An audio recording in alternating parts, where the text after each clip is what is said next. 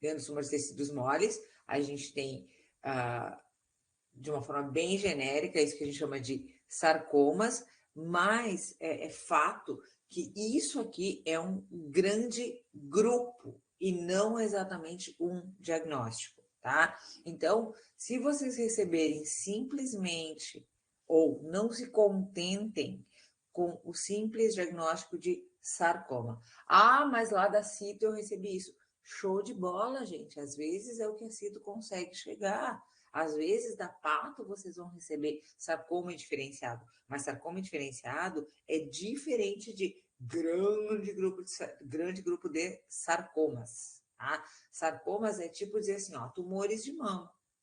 É um grupo imenso, que tem dezenas de tumores aqui dentro, cada um com o seu comportamento. Ah, lembrando, né? Quando eu falo de sarcomas, eu estou falando do maligno, tá? Dentro desse grupo de tumores de tecidos moles, eu vou encontrar também os benignos. A gente vai falar sobre ambos, benignos e malignos. Mas, de um modo geral, quando a gente pensa, né, em tumores malignos, tecidos mesenquimais, sarcomas. Mas lembra, isso não é um diagnóstico, isso é a designação de um grande grupo de múltiplas doenças malignas, certo?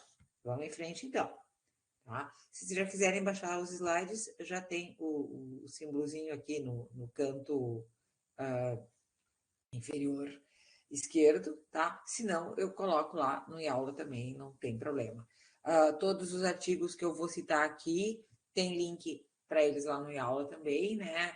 Todos open access, ou então acesso via Espaço Café do Periódicos CAPES, tá? Então, tentar sempre colocar isso. Bom, que grande grupo de tumores são esses, né? Tumores de que células estão compreendidos dentro dos tumores benignos e malignos de tecidos moles ou mesenquimais, tá? Então, tumores de tecidos conjuntivos, tumores vasculares, tumores perivasculares, tumores adipocíticos ou de adipócitos, de células musculares e de células perineurais, tá? Percebam que tem uma variedade muito grande. E ainda umas meio de caminhos, assim, ó, miofibroblásticas e por aí vai.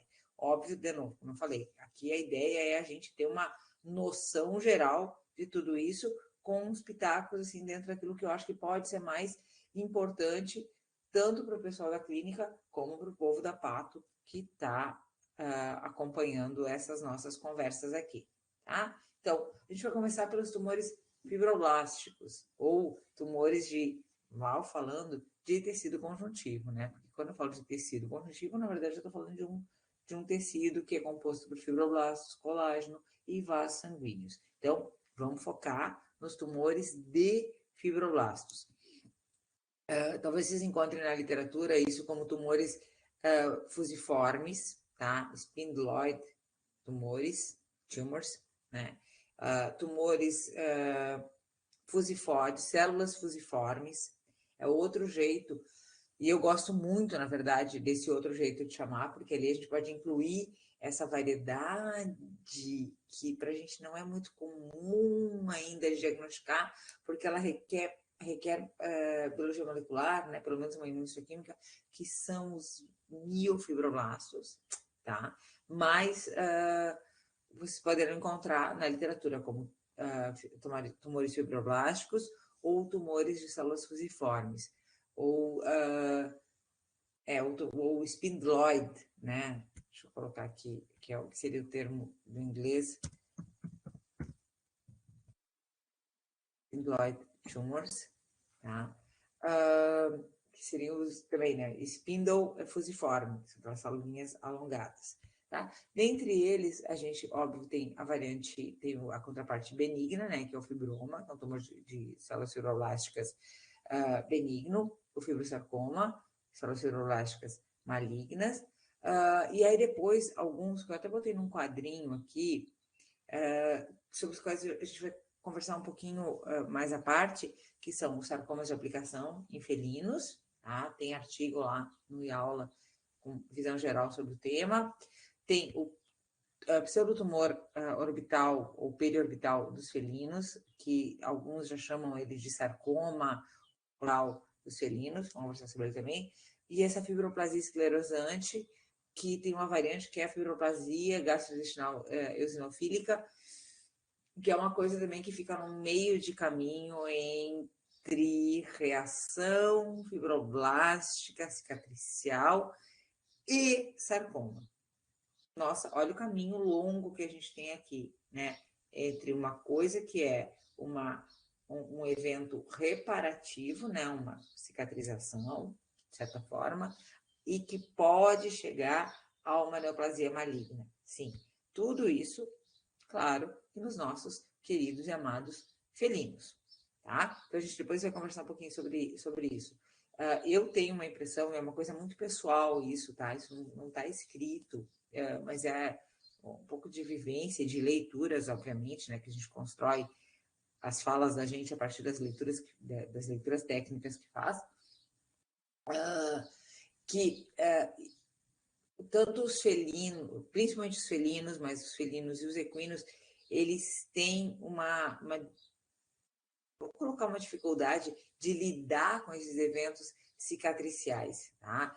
Esse descompasso de uma lesão cicatricial fugir do controle, e fugir do controle não só no sentido proliferativo, o tecido de granulação exuberante dos equinos, mas esse é o foco dos equinos principalmente, mas nos felinos, isso acabar chegando num sarcoma, né, fugir do controle mesmo, e virar doença neoplásica ou virar neoplasia, é um limiar muito tênue, tá? A gente vai conversar um pouco mais sobre isso na hora apropriada, tá bom? Aqui é o link, né, a dica, mas tá lá o link no aula também, para essa palestra que eu falei para vocês.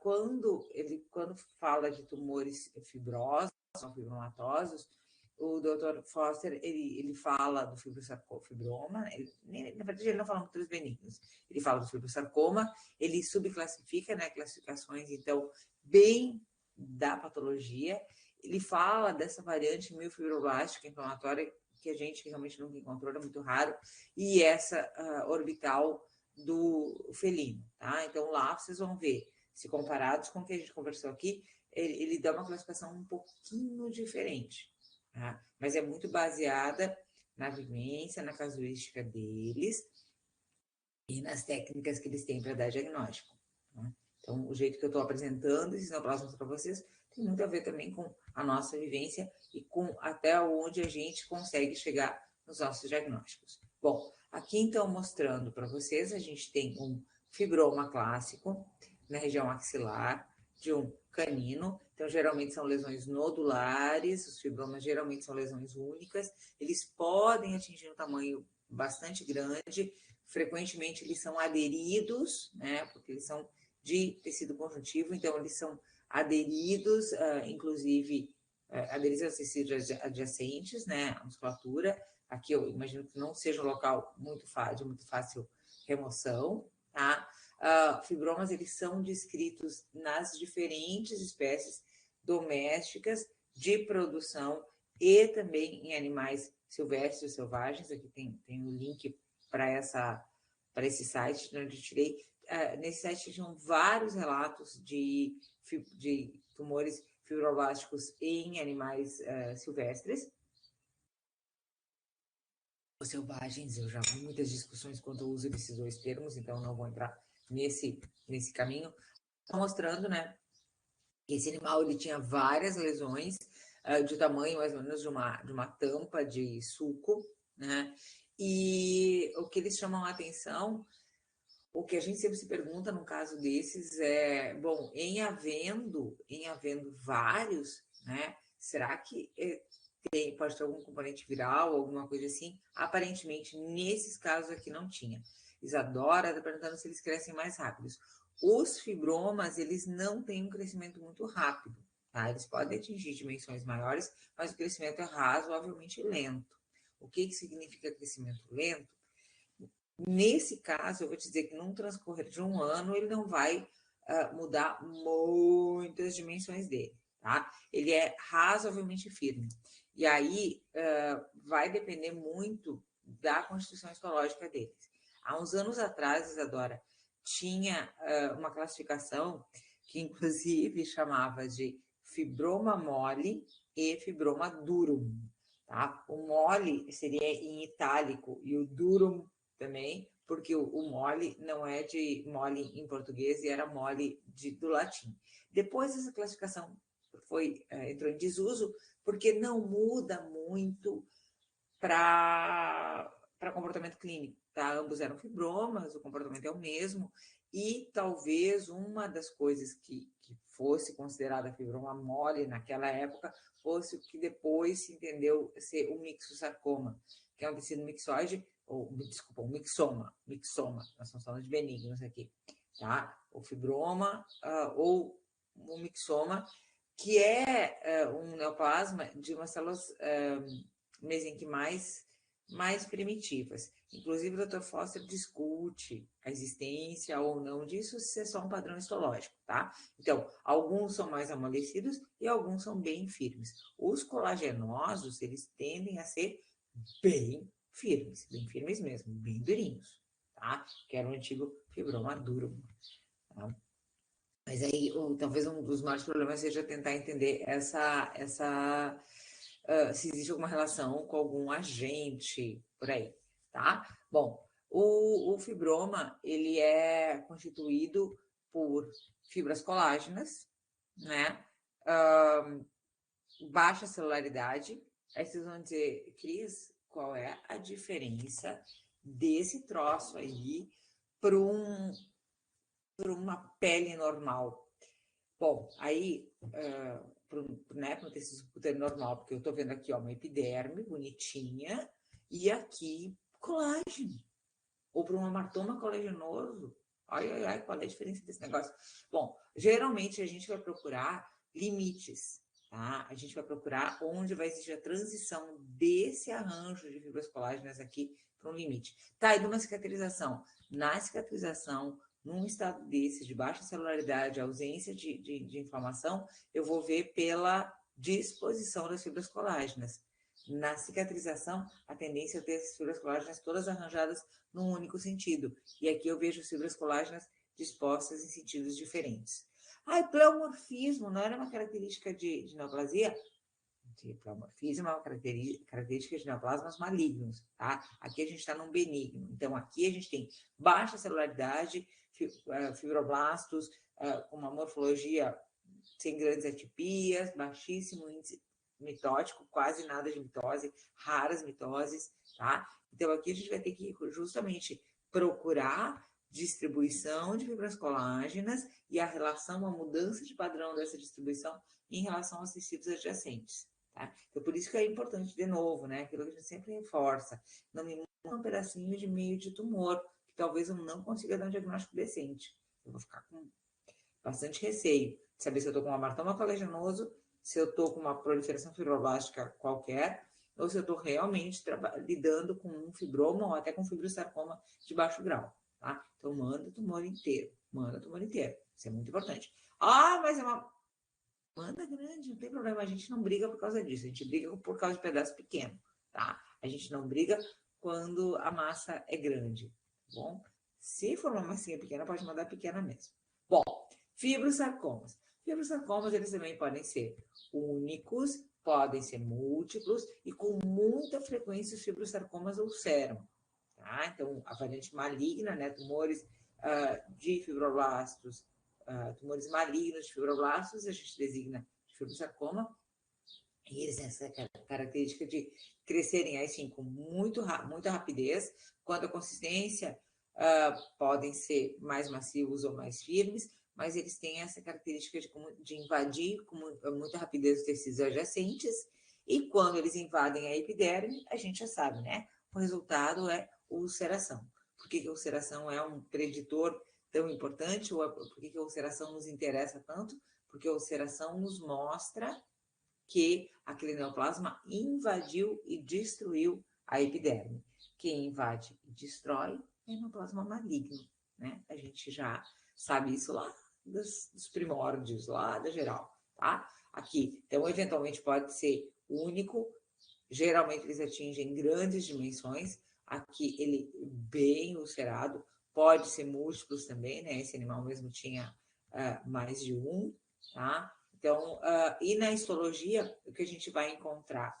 Principalmente mais celularidade, se for comparar essa imagem aqui com aquela do fibroma, lá a gente via pouquíssimas células. Tudo bem, lá estava num aumento menor, mas mesmo assim, muito poucas células. Aqui já um bem clássico, uma quantidade muito grande de células, tá? Sempre com matriz colágena no fundo. A gente usa, então, essa característica de ter matriz colágena para diferenciar o fibrosarcoma de outros neoplasmas, também mesenquimais, como dos musculares, né? Então, a gente pode usar colorações como de maçom para corar isso aqui, se isso aqui corar de verde ou azul, dependendo do protocolo de coloração que a gente está usando, a gente pode dar o diagnóstico de fibrosarcoma para diferenciar os tumores musculares clássicos, tá? E a gente vai olhar, então, celularidade, quantidade de mitose, se tem ou não tem necrose, com muita frequência, esses neoplasmas mesenquimais, de um modo geral, quanto mais maligno, mais necrose eles vão ter. Então, necrose tecidual é um marcador importante de prognóstico desses tumores. Daqui a pouco a gente fala de marcadores prognósticos para eles, tá? E sempre assim, ó, sempre no meio de fibras, no meio de uma matriz extracelular, mais ou menos abundante. Ah, e vai depender um pouco da morfologia ou da área. Eles variam muito em área. Bom, a gente precisa fazer um alerta sobre os fibrosarcomas mandibulares, tá? Então, percebe esse aqui é uma mandibulectomia, e aqui é caso nosso aqui, tá? Veio do hospital. Percebe que tem umas secções, tá? Isso aqui o pessoal lá da cirurgia já fez para que fixasse bem esse material, até a gente poder clivar ele de fato, né? E esse é um caso que já tinha sido feito uma biópsia prévia, tá? Para planejar a cirurgia. Na biópsia, não estou falando de cito, na biópsia, eu mesma tinha dado diagnóstico de hemangiosarcoma, tá? Porque o que eu vi ali foi uma proliferação vascular, tal e tal, tal e tal. Quando veio a peça inteira, e eu clivei, né, amostrei isso aqui em vários lugares, eu percebi que tinham muito mais padrões de tipos celulares ali. E acabei dando o diagnóstico de fibrosarcoma mandibular. Por quê? Porque os fibrosarcomas mandibulares, eles variam muito em padrão. Muito, muito, muito, muito, muito, muito. Tá? Então, ele vai ter áreas onde ele é bem mixoide, ou seja, o tecido arranjado de forma bem frouxa, vai ter áreas em que ele mimetiza formações vasculares ou tumores vasculares. Vai ter áreas onde ele pode ter metaplasia condroide até óssea. Ele vai fazer invasão de tecido ósseo, olha aqui, ó. Ele fez osteólise bárbara nessa mandíbula aqui, tá? Então, os padrões dele vão ser muito variados. O que eu aprendi com esse caso? Se for fibrosarcoma ou se for neoplasma mandibular, quando vem biópsia, eu vou me restringir ao diagnóstico de sarcoma, dizendo, ou até vou botar em conclusivo, e lá nos comentários eu vou colocar que é um sarcoma. Um sarcoma é maligno, né? Mas uma amostragem mais adequada se faz necessária para um diagnóstico definitivo. Ponto. Eu acho que eu ajudo o cirurgião, o clínico, né, a planejar o procedimento com esse animal, cirurgia mais ampla, não é benigno, vamos embora, vamos ver o que a gente vai fazer com esse paciente. Tá? Mas eu também não vou dar o falso diagnóstico de que é um sarcoma, é um hemanjo, é um leiomio ou é um condro, tá? Se tiver metaplasia condroide, eu posso dizer que talvez seja um condrosarcoma ou um condroma, que é pior ainda, né? Já imaginou? Então, o aprendizado com esse caso foi esse.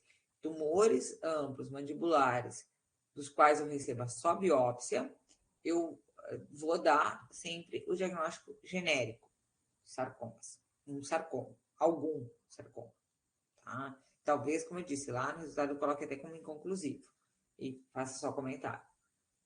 Então, não estranhem isso, porque realmente tumores mesenquimais mandibulares podem ser aí todos, né?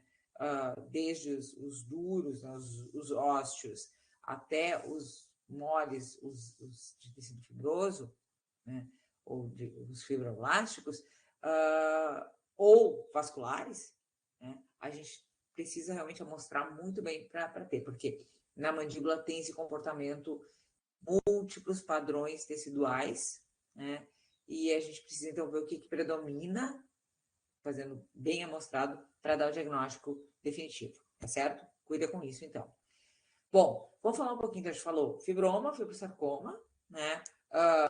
O prognóstico dos fibrosarcomas, ele vai depender da graduação, né? Daqui a pouco eu mostro, apresento isso para vocês, a gente vai graduar esses sarcomas e a partir dali a gente vai ter, então, um prognóstico mais claro, tá? A gente precisa falar, obviamente, dos sarcomas de aplicação dos felinos.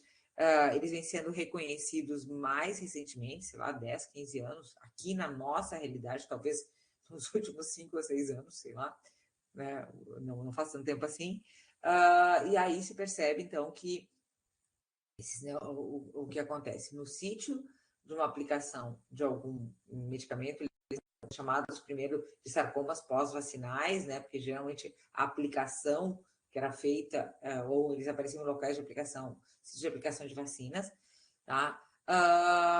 Mas naquele sítio, então, tu tem uma proliferação exagerada de fibroblastos que malignizam, né? O que são iniciados e sofrem transformação neoplásica e neoplásica maligna, né? Então, carcinogênese, e acabam se desenvolvendo grandes neoplasmas. Eles têm por característica, ou todas as características de um fibrosarcoma, e junto a isso, né, então junto tem aquelas células fusiformes, com alto pleomorfismo, alto índice mitótico, tá em meio, como a gente vê aqui, ó, em meio a uma matriz colágena, tudo isso, mas adicionalmente a isso, a gente também vê focos de infiltrado inflamatório e pode encontrar que tem um insert, essas fotos são lá do Milton, tem que botar a legendinha de onde eu tirei elas, a gente pode encontrar também os restos do que seria o adjuvante, a medicação que foi injetada, tá? E isso ainda em meio a uma resposta inflamatória, a um resíduo de inflamação. Então, em meio à proliferação fibroblástica, a gente vai encontrar também áreas de inflamação. É isso que nos ajuda a caracterizar um sarcoma de aplicação. Porque senão poderia ser só um fibrosarcoma. Um gato pode ter um fibrosarcoma. Tá? Então, eu preciso caracterizar esse neoplasma, tá certo? Então, de novo, né? Amostrar muito bem. Eles podem atingir tamanhos bastante grandes, né? Eles têm um crescimento rápido. E tem essa história, né? Eles são bem mutilantes. E aí nessas horas, eu dou graças a Deus que eu sou patologista, porque quando eu vejo os sítios que hoje estão sendo preconizados para aplicação de medicamento em felinos, eu gelo, né? Pontinhas de pé, pontinhas de cauda, pontinhas de qualquer coisa, para permitir amputação, se por um acaso ele chegar a desenvolver neoplasma. Eu gosto de ser patologista nessa hora, sabe? Quando eu vejo isso, porque fico imaginando, eu com a minha habilidade, fazer essas aplicações. Bom, outra dessas formas de sarcomas esquisitões, eu gosto desse termo, né? Não posso usar nos artigos, mas sarcomas esquisitões em felinos, essa condição que a gente chama de tumor periorbital, que até algum tempo atrás, até a gente publicou isso já como pseudotumor periorbital, tá? E que hoje em dia é reconhecido como FROMS, tá? FROMS, tá? FROMS, FROMS. Usam muito essa sigla para se referir a esse neoplasma. Qual é o ponto aqui? De novo, nessa condição, a gente vai ter alguma agressão, geralmente cirúrgica, prévia, tá? E a partir disso, desenvolvimento de neoplasma. Na maioria dos casos, esse aqui também é um caso nosso, na maioria dos casos, houve uma enucleação. Então, a história desse aqui e de 2 ou 3 outros que eu já peguei com a mesma condição e que a literatura descreve exatamente assim, tá? Eu deixo lá, acho que depois já está aqui, links para artigos desse padrão de neoplasma, tá? É que assim, ó, o animal foi encontrado com protusão no globo ocular. Foi realizada a nucleação. Isso geralmente, foi encontrado, é adotado, já estava com o olho protuído e aí foi feita a nucleação. Show de bola. Anos mais tarde, o gato fica velhinho e desenvolve um neoplasma como esse. Tá? Desenvolve essa grande proliferação. Aqui vocês estão vendo esse furinho que tinha sido feita uma biópsia prévia, que foi o primeiro caso desse neoplasma que eu encontrei. Foi quem trouxe ele para mim foi a doutora Patrícia, né? Encaminhado por uma outra colega nossa, para a Cristiane Bercot. E, bom, nesse primeiro momento aqui, e tinha toda uma história. Médicos, eles tinham levado primeiro tinham já feito uma biópsia, tinham levado a biópsia para um patologista humano olhar, aí o humano tinha dado com osteosarcoma, alguma coisa. Por quê? Porque é muito frequente que nessa proliferação fibroblástica aqui exista metaplasia condroide e osteoide, mas são metaplasias condroides e osteoides que acontecem dentro desse contexto de fibrosarcoma. Tá? A proliferação maligna é fibroblástica, tá? E acho que até tinham dado como condroma, se eu não me engano, lá na patologia humana. Aí depois, claro, eu também não conhecia essa entidade naquela época, faz uns 20 anos isso, e aí que a gente foi reconhecendo esse caso, a gente mandou até para a JPC, foi um caso que a gente mandou naquele ano, que realmente foi muito interessante, tá? Então, só cuidar com isso. Tem muito essa história, ou não é raro a gente encontrar essa condição aqui. Muitos anos pós-enucleação, esse animal vem e desenvolve um neoplasma, ele é maligno, ele é metastático e ele é muito invasivo. Ele faz destruição, faz osteólise, tá? Pode invadir a calota craniana, inclusive. Tá? Esse aqui tinha destruição de arco zigomático. Se eu não me engano, não sei se era esse caso, sei lá, mas eu já peguei caso com destruição de arco zigomático. Tá? Então, de novo, essa história, né? Os felinos, com muita frequência, fazem essas proliferações muito loucas. Aqui eu acabei esquecendo de colocar o slide, só ver se eu não troquei a ordem, mas eu acho que esqueci de colocar o slide aqui, da outra condição, que é deixa eu botar para o primeiro, então, só para vocês pegarem o nome, que é essa, que também foi chamada de fibroplasia esclerosante, tá? Ou fibroplasia gastrointestinal eosinofílica. Aqui a gente está falando de uma condição só proliferativa, quase reparativa. Mas isso aqui também tem um limite, tá? Muito tênue para sarcomas. A partir disso aqui, ou dessa condição, pode se desenvolver sarcoma. Eu também vou botar, já botei, acho lá, o artigo, o primeiro artigo que o Craig descreve isso, e a gente pegou, na época que foi publicado isso, que eu acho que foi 2010, a gente pegou uns casos assim, ó, foi uma coisa quase que, eu tenho medo de usar o termo, mas foi mais ou menos isso, um surto, tá? De gatos que foram castrados, eles foram castrados num local específico, que a gente sabe que carecia de cuidados de asepsia, tá? E pós-castração, esses gatos desenvolviam, inicialmente na área, no escroto, tá? Eles desenvolviam uma lesão nodular, tumoral, né? Uma fibroplasia absurda, e a gente via focos de fibroplasia acontecendo na linha desse escroto, invadindo o canal inguinal e focos isolados no pulmão, no baço, no fígado, e foram vários gatos, foram 5 ou 6 gatos, que foram chegando para a gente naquela época, já mortos e de diferentes, eles acabavam indo para outras clínicas e outros colegas nos enviavam esses gatos já mortos.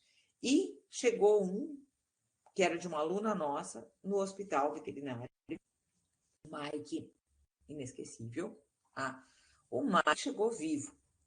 E nessa época mesmo, eu acabei indo fazer um curso que era da JPC, que foi, até foi aqui, foi um curso de macroscopia, e conversei com as pessoas lá sobre esses casos que estavam acontecendo. E aí, nisso, um dos colegas lá, o Dr. Bruce, quem acompanhou o ENAPAV, ele fez a palestra de abertura do ENAPAV desse ano, ele falou, o Craig, sabe o Craig dos livros de felinos, vai publicar, não tinha publicado ainda, um artigo com uma condição tipo essa, que era o artigo da fibroplasia esclerosante. E aí ele pediu o artigo no Trello para o Craig e me mandou. E eles lá tinham tratado os gatos, tratado com antibiótico. E imediatamente eu falei com a Patrícia, né, que ela que estava acompanhando o gato aqui no hospital. Também foi a Patrícia, os dois aqui. Assim, assim, assim. E iniciaram um tratamento, eu não lembro mais qual era o antibiótico, né, gente? Eu também não vou ficar falando o nome de antibiótico aqui, porque não é minha praia.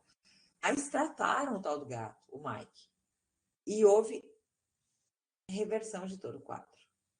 Vocês vão dizer, mas Cris, a fibroplasia lá do pulmão evoluíram, gente. Então, quando a gente está falando de proliferações fibroblásticas, existe muito isso. Tem uma condição em bovino que chama leishiguana, que foi diagnosticada aqui, pessoal, foi um pouco antes de eu chegar aqui, foi diagnosticada no início dos anos 90, eu cheguei aqui em 92. Eles tinham recém-publicado os artigos. Vou botar o artigo também lá no IAULA, se eu esqueci de colocar lá. E era uma condição muito interessante, onde, em função da presença de Berne, tá? Berne, a larva da mosca, esses bernes, eles veiculavam a entrada de Mannheimia, aquela bactéria, e em função da presença de Mannheimia tinha uma super proliferação de fibroblastos. E quando isso era tratado, tinha evolução. Por que chamaram de leishiguana a doença? Né? Ela foi denominada aqui pelo pessoal. Na verdade, o pessoal do campo chamava aquilo de leishiguana. Porque a lesão era imensa, geralmente nas áreas onde tem maior densidade de Berne. Eram lesões enormes, tipo umas massas de 20, 30 centímetros de diâmetro, tá? E pareciam aqueles cupinzeiros, né, que o pessoal chama no campo de leishiguana, tinham aquela forma, né? E era muito em gado de leite e tal. O Jersey, aqueles marronzinhos. E o pessoal os campeiros chamavam de leishiguana aquela lesão. E aí o pessoal daqui caracterizou, até foi tese de doutorado de uma colega nossa, que depois saiu daqui. Mas eu vou botar para vocês os links para esses artigos também. Então, e olha, daí nós estamos falando de bovino.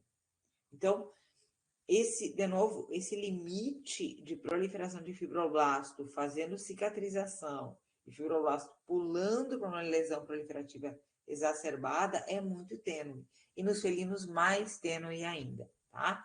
E aí, foi descrita essa fibroplasia esclerosante, a gente, no Mike, conseguiu reverter o quadro. Nos outros gatos, eu jurei, eu olhei, e para mim era sarcomatoso, era maligno. E na época ficou aquela coisa, eu dei tudo como diagnóstico, então, de fibroplasia esclerosante, foram assim foi num intervalo de uns 3 meses, tudo isso, tá?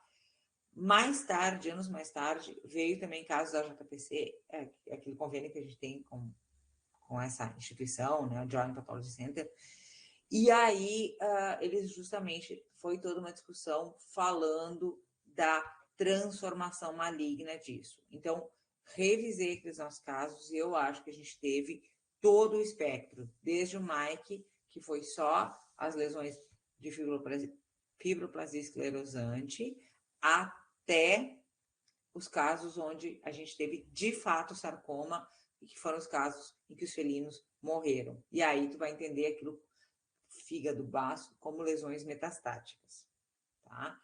Ah, e o gastrointestinal eosinofílico, Cristina, foi porque o Craig, no artigo dele, os casos que ele descreveu, as lesões eram a partir de lesão intestinal. No nosso caso, foi uma iatrogenia, nos nossos casos, né, iatrogenia pós-castração. Nos casos dele, os gatos tinham diferentes condições de doença gastrointestinal e a partir da doença gastrointestinal desenvolviam a fibroplasia esclerosante, tá? Então, só para alertar vocês para essas condições sarcomatosas em felinos e muitas vezes pós-trauma e trauma, aí, seja aplicação medicamentosa, ou seja cirúrgico, né? E às vezes cirúrgico de longa data, como é o caso dos nossos tumores periorbitais. Aqui também, ó, foi a mesma coisa. Realmente, quando a condição foi descrita, ela foi entendida como pseudotumor. Ela não chamava nem de tumor, nem de neoplásico. Depois se entendeu, não, que é uma condição neoplásica e neoplásica, inclusive, com possibilidade de malignidade, tá? De transformação maligna. Vamos falar um pouquinho sobre tumores vasculares, claro que a Cristina fala demais, né? Mas eu realmente precisava falar com você sobre essas condições sarcomatosas, porque eu acho que talvez é onde eu possa mais colaborar, né, de coisas diferentes. Bom, tumores de células endoteliais, a gente tem os tumores de células células endoteliais mesmo, né? De células endoteliais vasculares, de vasos sanguíneos e células endoteliais de vasos linfáticos. Quando de vasos sanguíneos e benignos, a gente vai chamar de hemangiomas. Aí tem vários subtipos que não mudam nada quanto a prognóstico, né? Hemangioma cavernoso, hemangioma, não muda nada. E os benignos de vasos, de células endoteliais de vasos linfáticos, a gente vai chamar de linfangiomas, tá? Bom, a contraparte maligna, então, é o hemangiosarcoma. Tá? O hemangiosarcoma é um dos neoplasmas mais frequentes na clínica, pelo menos que mais chegam na nossa rotina de diagnóstico. Tá? E uma coisa importante a gente falar: hemangiosarcomas cutâneos em caninos, eles geralmente não fazem metástase. Tá? Hemangiosarcomas cutâneos em caninos, a maioria dos casos não fazem metástase. Mas eles apontam para o fato de que aquele cão tem a predisposição a desenvolver hemangiomas viscerais. Cristina, tudo a mesma coisa? Não, não é, gente. É assim, ó. Em termos de patogenia, não é a mesma coisa. Ele tem o hemangiosarcoma cutâneo, tá? Ele tem o hemangiosarcoma cutâneo. Se eu tirar esse hemangiosarcoma cutâneo, eu vou dizer que não tem risco de metástase. Então, eu estaria tranquila, porque ele não é metastático, eu estaria tranquila quanto àquele animal. Só que o fato de eu ter encontrado um hemangiosarcoma cutâneo indica que aquele cão tem chance de desenvolver tumores viscerais. Travou ou normalizou? Repete, que é um ponto importante de novo. Tá tranquilo? Tá normal. Então tá, de novo, gente. Se fosse só, olha só, talvez fosse melhor para o paciente se esse sarcoma fosse metastático, porque eu tirei ele, olhei aquele cão, né? Escaneei aquele cão com técnicas de imagem, não tem indício de metástase, dou alta para ele. Mas não. O que a gente sabe é que se esse cão teve um hemangiosarcoma cutâneo, eu preciso ficar monitorando ele, porque existe a chance dele vir a desenvolver, ele é predisposto a desenvolver o que a gente chama de novo. Quando vocês observarem esse termo de novo, escrito direitinho, bem como se escreve, mas ele, na verdade, é um termo em latim. Tá? Ou de novo, ou per se, por si só. Tá? Ele tem a chance de desenvolver hemangiosarcomas de novo, ou novinhos, por eles mesmos, não metástase lá no baço, no fígado, geralmente no baço eles acontecem, tá? Então tem que se ligar para isso. Na clínica semana, um caso de hemangiosarcoma cutâneo. Foi retirado e depois uma ultrassom tinha nódulo no baço também. E alguns nódulos no pulmão na radiografia. Ó, nesse caso, Franciele, qual seria o primeiro raciocínio, né? Ah, tumor cutâneo fez metástase. Duh, né? Lógico. Mas muito provavelmente esse animal desenvolveu todas as condições. Ou, o que talvez seja mais frequente, algum desses, o do baço, o do pulmão, geralmente é o do baço, né? O do baço que fez metástase para todos esses sítios, inclusive, tá? Como é que é isso? Bom, sei por leitura, né? Porque tem muitos estudos com hemangiosarcoma. A gente já fez dissertação de mestrado aqui com hemangiosarcoma, porque é um tema, porque é muito frequente, né? E causa muita angústia, né? Para clínico. O que eu digo para o escritor? Qual é o prognóstico desse animal? Claro, nesse caso da Franciele, o prognóstico não é nada bom, né? É bem ruim, na verdade. Mas o que a gente diz quando pega lesão única ainda, né? Então a gente estuda bastante. E aí, vários estudos com muita biologia molecular que provaram isso que eu estou contando. Ah, e é velhinho. Ele o caso dele é paliativo, né? Penso eu. Claro, vocês que examinaram, que sabem. Mas é velhinho e com esse monte de tumor, né? E da boa condição, a tentativa de melhor condição de vida para ele, tá? Bom, aí então só mostrando para vocês, né, como é bem variado a morfologia, principalmente se alguém for trabalhar com cito, é bem variada a morfologia. Aqui a gente tem um linfangiosarcoma, né? Então, o que os dois têm em comum? O fato de fazer essas estruturas, espaços vasculares ou fendas. Então, aqui não são preenchidas de sangue e aqui vão estar preenchidas por elementos de sangue. É aí que a gente faz a diferenciação, tá? Só o hemangiosarcoma, ele geralmente mostra para a gente, ele tem essas proliferações de um estroma hialino, que é onde às vezes a gente reconhece ele. Às vezes a célula é muito indiferenciada, às vezes é bem difícil mesmo. Aí tu olha. Tá, mas esse vaso que tá aqui é hemangiosarcoma ou é um vaso de algum outro sarcoma? Aí esse estroma hialino aqui, então o pessoal da Pato, esse estroma hialino amorfo, parece uma gelatina clara, assim, sustentando as células, é o que muitas vezes ajuda a gente a dar diagnóstico. Isso é um marcador bem importante da morfologia dos hemangiosarcomas, tá? E aqui só um caso bem legal para vocês. Também foi um caso de muitos anos atrás. Vocês já viram eu falar disso quando eu falei lá de cicatrização, lá na patobiologia. Eu não me lembro o nome do cão, mas me lembro das residentes que lidaram com esse cão, foi um caso bem difícil, tá? Então, ele tinha uma ferida no flanco, foram tratando essa ferida, ela foi cicatrizando, não era um cão que foi adotado, não se tinha muita história dele, e ela foi cicatrizando, e nossa, foi uma evolução super legal da cicatrização, mas nunca cicatrizou completamente, sempre tinha um orifício, e na verdade, e se observar, e aí com o tempo foram sendo observadas outras lesõezinhas como essa aqui na pele. Ele veio a desenvolver lesões como essas na pele. E o que se descobriu quando ele e aí ele teve uma morte aguda, né? Uma morte súbita. Trouxeram para necrópsia, ele tinha um hemoperitônio em função de uma ruptura de uma lesão no fígado. Essa lesão do fígado era um hemangiosarcoma, mas naquela área da ferida, olha aqui, ó, essa aqui é a parede abdominal, ali a região do flanco, que eu cortei no meio, tá? Aqui é metade daquela ferida. E aqui dentro, né, ele tinha esse hemangiosarcoma bem grandão. Então a ferida não cicatrizava porque ele tinha aqui um hemangiosarcoma. Ah, vocês não viram isso? Gente, isso que faz, sei lá, 20 anos para mais. A gente não tinha ultrassom no hospital, tá?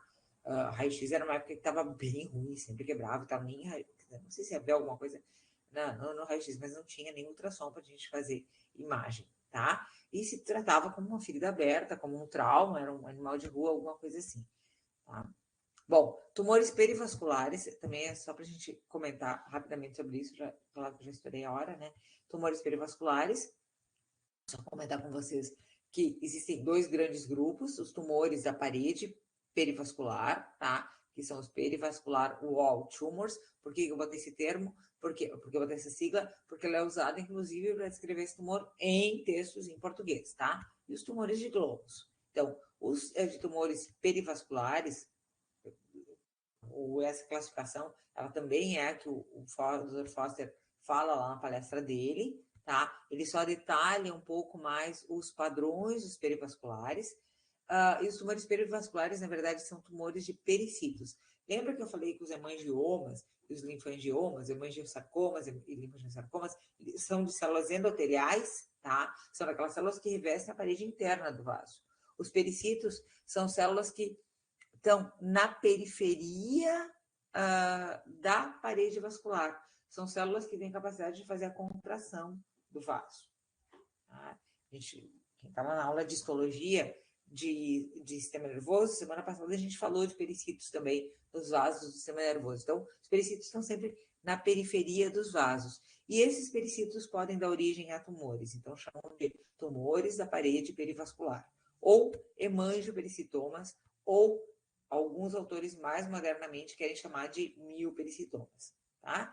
E aí existem vários padrões que aparentemente não tem uma variação muito grande de prognóstico, mas se preconiza que a gente, patologista, classifique nesses padrões os hemangiopericitomas e miopericitomas, né? Classificando se eles vão ser em padrão de redemoinho, Rolls, né? Padrões de vasos Staghorn, não consegui uma tradução para isso, a gente tem dado como padrão Staghorn mesmo. Padrão placentoide, lembro lá do nosso caça-palavras, ele simula um padrão que parecem vasos de placenta, por isso placentoide, oide quer dizer parecido com, ou o simples de parede vascular que mistura esses padrões, tá? Então, aqui um link lá para isso aqui eu tirei justamente da palestra, tá? E dou a dica de um artigo, esse aqui tem que ser para o Espaço Café, tá? Então tá aqui, que é Periódicos CAPS, e que fizeram avaliação clínica de 102 animais, prognóstico clínico de 102 animais com diferentes padrões de tumores de parede vascular, tá? Então, estão justamente dizendo para a gente não dar como hemangiopericitoma ou miopericitoma e chamar de tumor de parede perivascular. Então, se vocês receberem da gente um diagnóstico como esse, já sabem de que célula tá isso. E já tem aqui uma base para ver o prognóstico. Bom, tumores de glomos. Glomos são baroreceptores que existem nas paredes vasculares. Então, esses tumores de glomos, eles nem sempre são assim chamados. Às vezes são chamados de quemodectomas ou quimiocitomas, tá? Então, são tumores neuroendócrinos. Eles têm grandes espaços vasculares, eles são muito vascularizados, né? Porque, na verdade, eles simulam espaços vasculares, mas não são células endoteliais, são neuroendócrinas. Mas eles criam espaços vasculares e são células bem pequenas, com núcleos bem pequenos, hipercromáticos, quase em citoplasma ou citoplasma claro, tá? E são tumores também difíceis de diagnosticar. Tanto de parede vascular, né, as hemangiopericitomas, como os de glomos, o diagnóstico ideal é a partir de imunistoquímica, né, biologia molecular. Embora a gente, pela morfologia, sugira que sejam esses tumores, tá? Esse aqui também tem um artigo bacana sobre ele, também tem que ser pelo Espaço Café. Não dá para pegar, ele não é livre, tá? Na revista não dá acesso livre, mas pelo periódico CAPES e Espaço Café a gente consegue, tá? Tumores de adipócitos, né? Então a gente tem os lipomas, os liposarcomas, né? Os benignos de adipócitos, os malignos de adipócitos. E aqui eu só quero chamar a atenção de vocês, tá? Então a característica do liposarcoma, ele sugere adipócitos, né? Mas a gente percebe que outras células, alta celularidade, muita necrose, né? Então, bem característico, mas a gente sempre consegue ver gotículas de gordura nessas células. Eles às vezes são difíceis de diferenciar dos tumores, os malignos, né? Dos carcinomas de glândula sebácea. Porque nos carcinomas de glândula sebácea, a gente também encontra gotículas de gordura no citoplasma. Então, a gente vai muito por relação com estruturas, e geralmente os liposarcomas tem aqui, ó, esses núcleos rechaçados para a periferia. Tá vendo esse núcleo bem alongado? É porque o citoplasma foi enchendo de gordura e empurrou o núcleo para a periferia. Tá? Então, geral, nos carcinomas de glândula sebácea, a gente normalmente vê núcleos mais redondos, ou só núcleos redondos. Tá? Mas aqui a gente também precisa falar, eu juro que eu já vou acabar, dessa variante, que é o lipoma infiltrativo, tá? Ele também é chamado de lipoma interfascicular ou lipoma intermuscular. Gente, isso aqui é uma baita encrenca, porque assim, ó, ele tem um nome de lipoma, show de bola. Quando eu olho na histologia, se vocês me mandarem só um pedacinho dele, e sem história, tá? Principalmente aqui, muito mais do que uma grande amostra, o importante é a história, a descrição do que vocês viram lá na cirurgia. E qual é a descrição de que viram na cirurgia? Foi tirar esse lipoma e não conseguia ver o final dele. E ele se infiltrava entre os feixes de fibras musculares. Porque na histologia, o que eu enxergo? Eu enxergo isso aqui, ó. É um perfeito lipoma. Mas eu mandei aquela área em que ele se infiltrava entre os fascículos de fibras musculares. Sabe o que eu vou enxergar, gente? Eu vou enxergar fibra muscular perfeita, tecido adiposo perfeito e fibra muscular perfeita. Então, esse aqui é um diagnóstico que a gente precisa fazer junto, sabe? De preferência, liga pra gente e diz, olha, foi uma cirurgia encrenca. Eu não conseguia achar o fim desse negócio. Era um tecido adiposo que entrava para dentro das fibras musculares. Como é que eu vejo isso?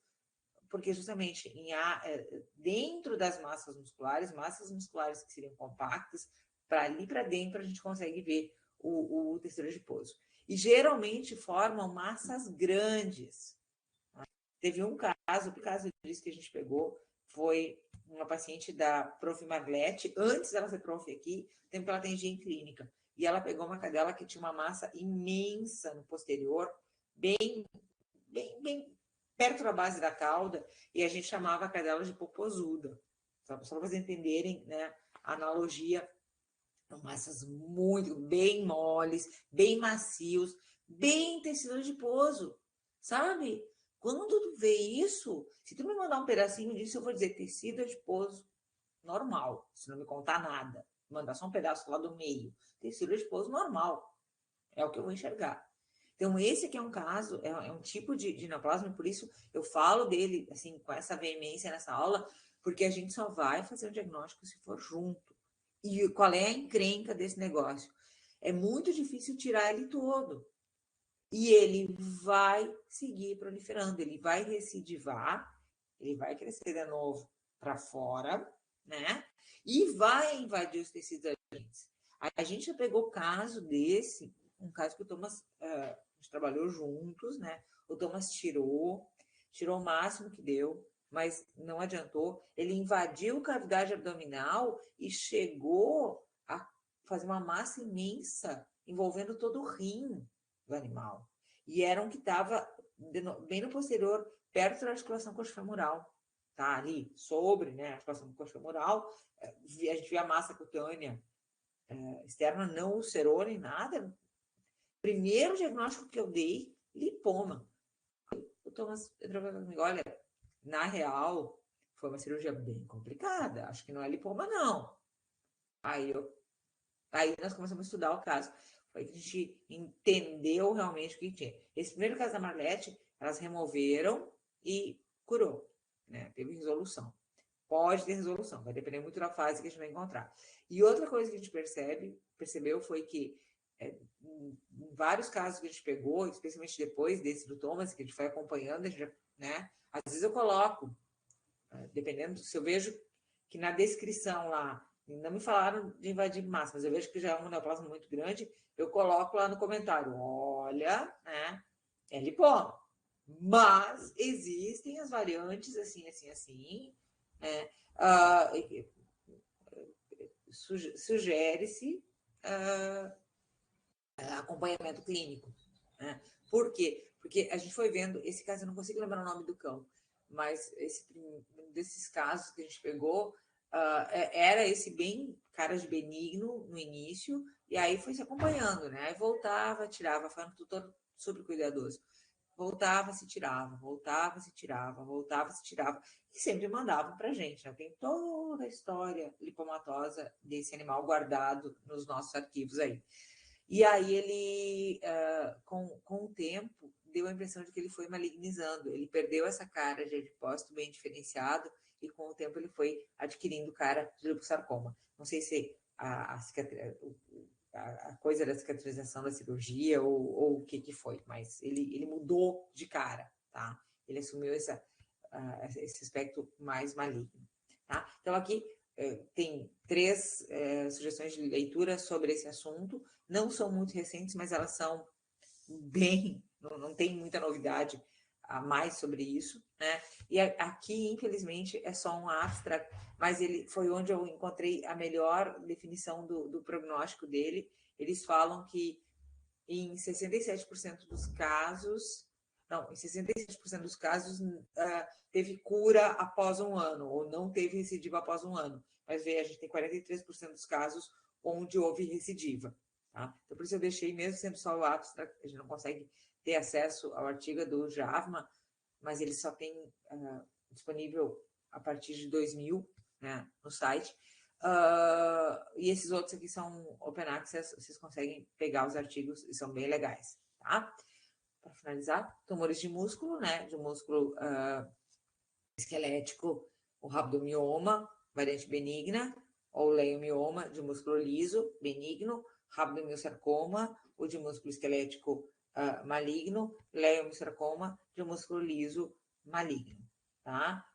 Aqui foi um caso que a gente pegou, esqueci o nome desse cão, a Luísa Greco vai me matar, porque foi um paciente que causou bastante, assim, comoção para a gente, porque ele foi amputado por causa de um rabdomio, sarcoma, né? E ele se recuperou muito bem, ele teve uma sobrevida bem bacana, foi acompanhado aqui por bastante tempo, e depois veio a óbito, né? Então, esse aqui foi a massa da amputação, percebe aqui essa massa bem grande, e ele é então aqui, ó, osso preservado, tá? Então, é muito importante, pessoal da Pato, quando a gente recebe um membro com neoplasma, até aí a gente, por mais que o raio-x às vezes já nos dê sugestão, né?